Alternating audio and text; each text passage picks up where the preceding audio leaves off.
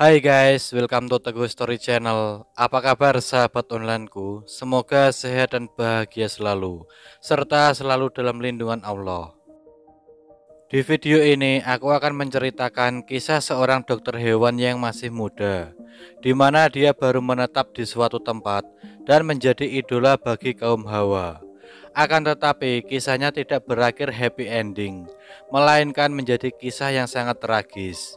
Simak videonya sampai habis ya sahabat onlineku.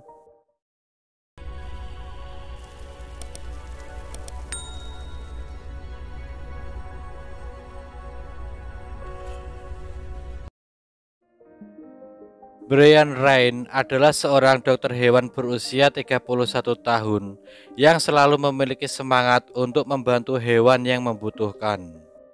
Sejak kecil dia sangat menyukai binatang. Dia kemudian pindah ke kota kecil di Montana bernama Geraldine untuk mendirikan sebuah klinik hewan. Dia sangat dicintai di keluarganya dan sangat dekat dengan saudara perempuannya. Dia sering mengirim kabar dan memberitahu mereka tentang apa yang terjadi dalam hidupnya. Awalnya kehidupannya berjalan dengan lancar. Ryan banyak memberikan pengobatan gratis untuk hewan-hewan yang terkena penyakit. Banyak juga wanita yang mengejarnya ingin menjadikannya kekasih. Namun tak ada satupun yang cocok dengan Ryan. Hingga suatu saat dia bertemu dengan seorang gadis berusia 21 tahun bernama Anne Wiseman. Sebelumnya Anne Wiseman juga memiliki pacar bernama Thomas Jarakzeski. Namun setelah pertemuannya dengan Ryan, Anne Wiseman kemudian memutuskan pacarnya Thomas dan menjalin hubungan dengan Ryan. Thomas yang diputuskan begitu saja merasa tak terima dengan keputusan Anne Wiseman. Thomas berusaha melakukan berbagai cara agar bisa kembali dengan Wiseman. Dia juga menyelinap ke rumah Wiseman ketika tidak ada orang di rumah dan membaca buku hariannya kemudian mengutipnya lagi. Dia berusaha mengganggu Ryan dan Wiseman agar mereka bisa putus. Bahkan Thomas juga telah meneror Ryan dengan menelpon.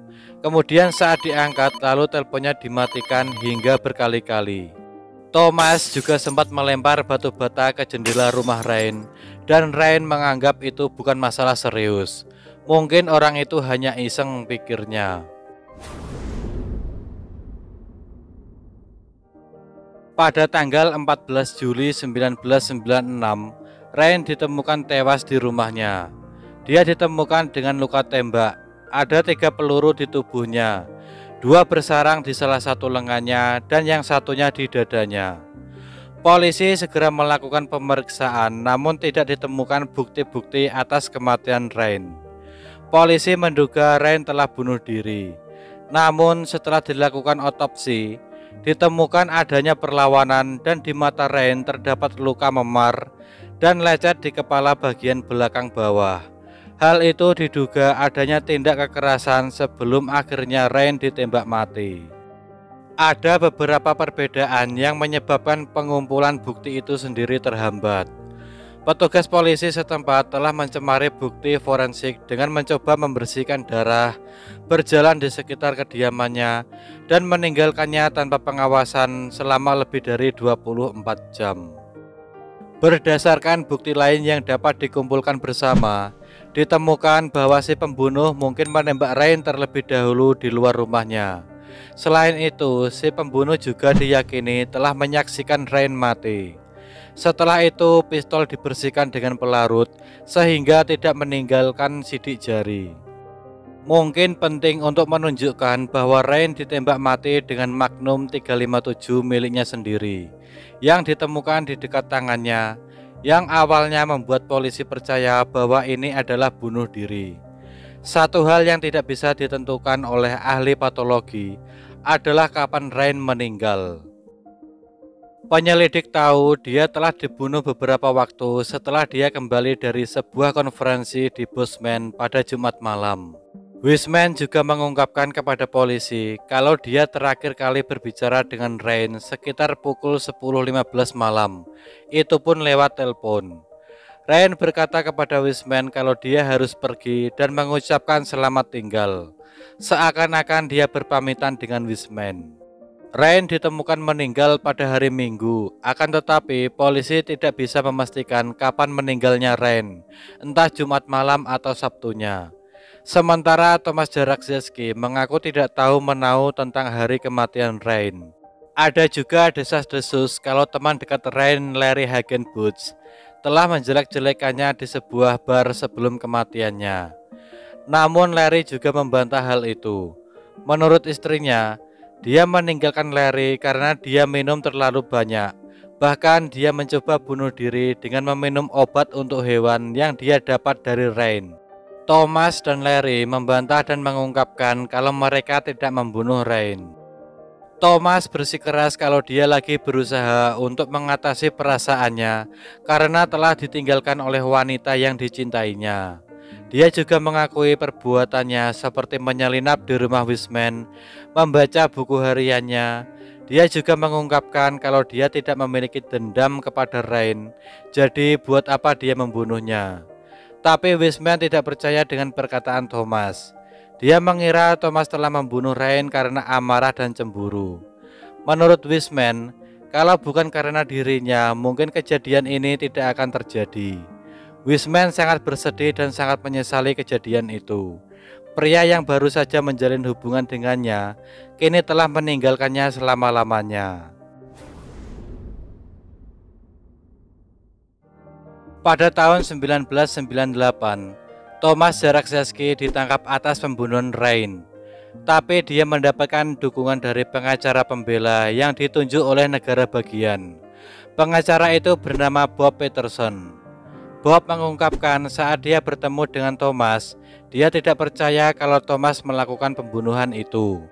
Dia sangat yakin bukan Thomas pelakunya karena tidak ditemukan bukti-bukti yang signifikan. Hanya ada bukti seperti penguntitan, panggilan telepon, dan tidak adanya alibi pada hari kematian Rain. Polisi juga menemukan anjing pelacak bernama Calamity yang menghubungkan Thomas dengan kejahatan tersebut.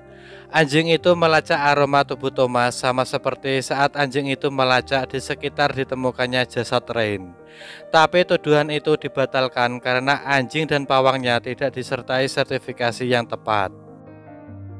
Karena tidak ada bukti yang memberatkan, Thomas akhirnya pindah ke South Dakota untuk melanjutkan hidupnya. Dia menikah dan memiliki anak. Dia menjalani hidupnya dengan tenang bersama keluarganya di sana. Lalu pada tahun 2014 dia ditangkap lagi.